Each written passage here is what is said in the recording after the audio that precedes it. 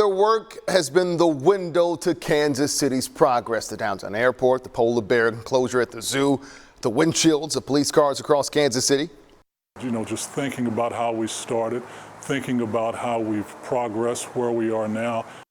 Southtown Glass has been around for decades, a prime example for the growing small businesses in our area. Yeah, the Small Business Administration says new business applications in the last 2 years have poured in 65% faster than before the pandemic. With that in mind, KSHB 41's Grant Stevens spoke to a local minority-owned glass business that took the risk nearly 4 decades ago to see how they've made it.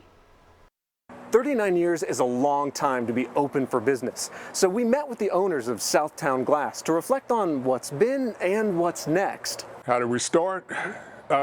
With nothing. You've probably seen their work, or at least seen through it. We've been up way up high. We've putting in glass. We've put in heavy glass. We've done a lot. A lot of custom work and replacements. Windows at KC City Hall, KCPD and Jackson County Sheriff's windshields, the Wheeler Airport, even a huge 2-inch thick pane on the KC Zoo's polar bear exhibit.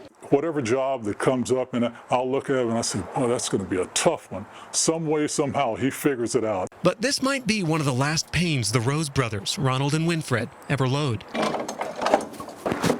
They officially retire Wednesday. Well, I tell you, 39 years is a long time. You know, just thinking about how we started, thinking about how we've progressed where we are now. They say it's been harder and harder for small contractors like them to catch a break. Over the decades, they've watched as other local glass companies were outbid and replaced by big corporations. In more recent years, they've outlasted recessions and even more recently, labor shortages. And yet they're still here to pass the keys on to the next generation. How'd they do that? Because, you know, they like the way we treat them. And I think that was more important than, you know, making money.